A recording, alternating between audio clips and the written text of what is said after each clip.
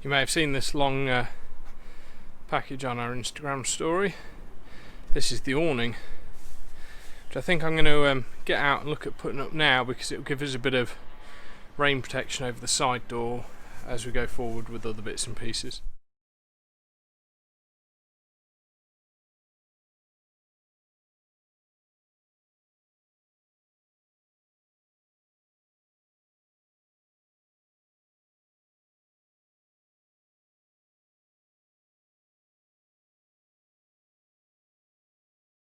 So now I've got it out the box.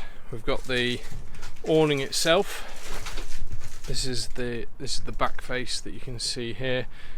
This is, I think, 4 meters long, so it's quite a big one. Then we've got an instruction book, which I need to read, and then we've got all the accessories. So this is the winding pole, and then this is the mid support or rafter, which helps support the centre of the awning when it's out. Then we've got a number of caps, some pegs for pegging it down. Over there are some wall brackets right at the end. They are brackets that you screw into the side of the van, so that if you can't put the legs down on the ground, you can attach them. So might have to look at putting them on somewhere. Some brackets for holding the rafter on. Some screws. Yeah, there's not a lot to it, so I'm just going to go through the instructions. Let me just show you what I was thinking, and we'll see whether or not it works. When it comes to fitting this awning, one of the things I need to try and make sure is that we can get it at least to the end of the door. Now, you can screw it into this part of the wall above the door and stuff. It'll go up there okay. Focus.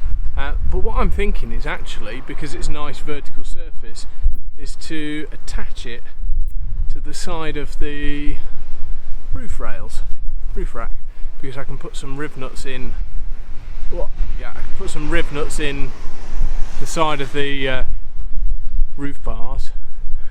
So I'm going to have a look at doing that, because I can try it, and if that doesn't work, I can always take the brackets off and put them into the side of the van, and I haven't really lost anything. I'll just have a couple of extra riv nuts in the roof rack, which I don't mind. So last night I was able to get up and kind of measure, double check where the brackets would be able to fit and whether or not they'd fit to the roof rack. I actually had to move the roof rack towards this side of the van by about 20 millimeters to make sure the brackets cleared the body, but it doesn't really matter if it's slightly offset, especially because we're about to put big awning on one side.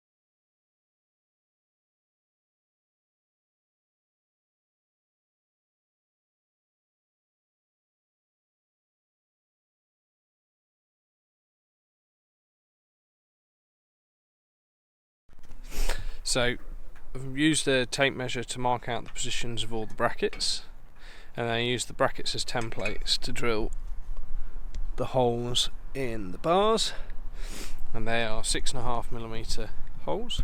And now I'm going to put the coach bolts through these, through the bars, spreader plates and nuts on the back. So it's important to get these brackets straight and flush, and then I'm just going to use a ratchet spanner to do these up.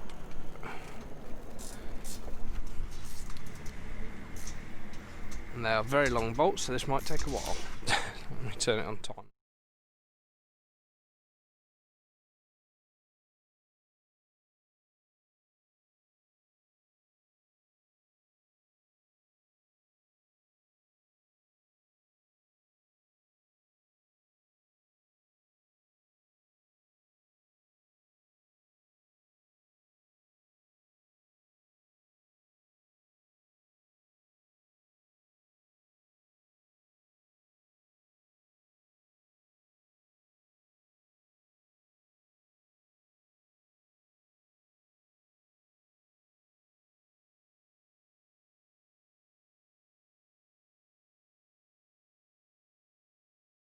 Hopefully you can see I've now got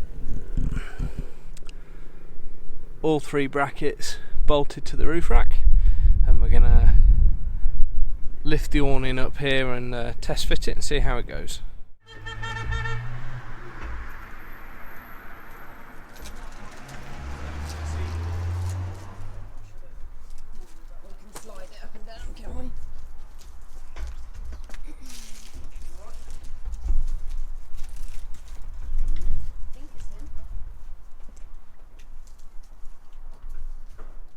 Okay, so with the awning placed on the brackets, I now need to mark out the holes so that I can drill and screw them in, and that's 1 hole per bracket. So another one there, and then finally 1 down the far end. Sorry, there's not very much film there, but it's very hard to film up there and do it. So I used a 5mm drill bit to drill through each bracket, and there's 1 screw that goes through each bracket into the main awning, and once you've done that, it's basically done. And here it is. It's not quite its full extent because it's too close to the house. But yeah, really impressed, and actually relatively easy mount. I mean, I know I've put it on the roof rack, which definitely helps. But even if it had to go into the sidewall, it's only going to be a matter of drilling some holes and putting the brackets on. And then if you mount it to the sidewalls, because it's not straight, you have to put packers in at the front.